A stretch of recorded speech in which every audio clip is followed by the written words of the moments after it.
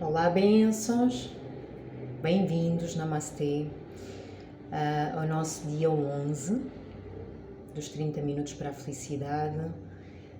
Uma coisa que eu quero aqui começar primeiro a introduzir sobre ainda o trabalho sobre a culpa que estamos a fazer. Nós criamos vários conceitos e no Rebirthing, que ele começou primeiro a ser transmitido por Leonard Orr, é um senhor que partiu se calhar há cerca de uns 2 anos. Foi ele que nos trouxe esta fórmula maravilhosa, mas como todas as fórmulas ela vai expandindo, vai evoluindo, e é assim que eu também tenho trabalhado. Eu não trabalho só com o Rebirthing, dentro das terapias eu fui expandindo, dentro de outras ferramentas, da yoga terapia, da parte multidimensional, de coisas que eu também vêm até mim, que também eu me inspiro. Nós vamos sempre expandindo, não é, bênçãos? Mas há uma coisa muito interessante que o Rebirthing aborda, que tem a ver com os traumas da humanidade. Eu não vou citar aqui todos os traumas, e não é esse o interesse. O interesse é eu pegar aqui, eu já vos falei do trauma da família, vocês já estão a trabalhar isso de alguma forma, e hoje o exercício vai ser sobre um trauma que é muito importante e que parte de uma grande base de bloqueio para a nossa felicidade também, que é um trauma causado um pouco pela crença religiosa, pela religião. Quando, por exemplo, nós falamos na palavra Deus, se eu falo agora em Deus, por exemplo, se calhar para alguns de vocês há logo ali uma resistência. Ou se eu falar em Jesus Cristo, pode haver ali logo uma resistência. Principalmente mais para os ocidentais, não é?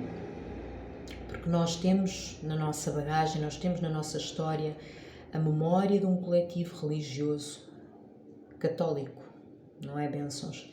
E na parte católica há aqui uma data de conceitos que por vezes são um pouco confusos. Eu não vou falar mal da religião católica, não é esse o objetivo. Vou falar é de conceitos, constatar conceitos que foram criados e que estão aqui programados. Mais uma vez, é uma programação que está em nós, muito inconsciente, que cria aqui alguns bloqueios. Ok, bênçãos? Falando desta linhagem da católica, mas não é a única, as religiões, elas, pelo menos pela informação que eu tenho, elas foram criadas para nos religar realmente, para trazer sabedoria e informação para nós nos podermos religar com o Espírito, com o Divino, com a grande fonte, com Deus, o nome que quiserem chamar, ok? E o que eu reparo e observo muitas vezes em mim e até na maioria das pessoas é que há ali um medo, consciente ou inconsciente. Esse medo é muito causado por muitas coisas então que a religião muitas vezes foi transmitido, porque ao longo do caminho foi-se perdendo essa religação e foi-se criando uma espécie até de política e de jogos de poder, onde muitas vezes as pessoas eram mantidas na ignorância para poderem ser controladas, ok? Não quero causar aqui nenhum, isto é aquilo que eu acredito, é aquilo que eu li, é a informação que chega até mim, mas observando, há aqui um pouco uma espécie de manipulação. E a manipulação, ela só acontece através do medo. Quando nós queremos manipular alguém, reparem no mecanismo que nós temos. É geralmente inferiorizando o outro, é geralmente colocando medo no outro, é tornando o outro menos, é fazendo com que o outro não vibre tanto e com que ele se contraia mais. As pessoas com medo são muito mais fáceis de serem manipuladas. Desde sempre foi assim, e é começarmos a observar então quando é que eu me estou a permitir ser manipulado ou manipulada.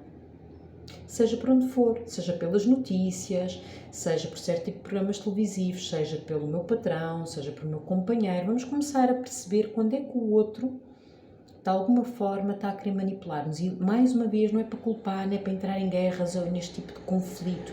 É para nós percebermos que também esse ser está com medo. Quem tem necessidade de manipular o outro é porque ele próprio também está com medo. Ele próprio tem a necessidade de contrair o outro para se sentir mais. Não é, bênçãos? Então vamos começar a reconhecer isso. Voltando à parte religiosa, a maioria de nós tem medo de Deus porque há uma data de conceitos de que Deus castiga, que Deus está fora de nós, portanto é algo que parece estar longínquo, separado e longe, não é?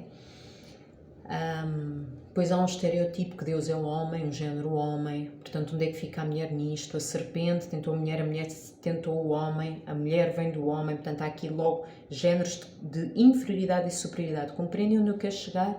E não é nenhuma conversa feminista, estamos só a constatar o que é que isso cria no nosso inconsciente, no nosso padrão de pensamento. Mesmo que nós digamos que não, eu não acredito nisto, porque eu sei que o homem e a mulher são iguais, eu sei que de alguma forma, alguns de vocês, eu sei que o divino está em mim, inconscientemente pode não ser bem assim. E é como se tivesse havido um medo muito grande de abandono e de separação da parte desta grande fonte, do grande espírito, de Deus, o nome que lhe quiserem chamar. Esse é um dos mecanismos que cria este trauma que a religião leva até às pessoas. É como se houvesse separação, eu estou separada de Deus, corte, e depois um medo de abandono por causa da separação. Isto leva-nos até aos nossos pais. Através dos nossos pais, nós depois vamos experimentar o mesmo tipo de síndromes.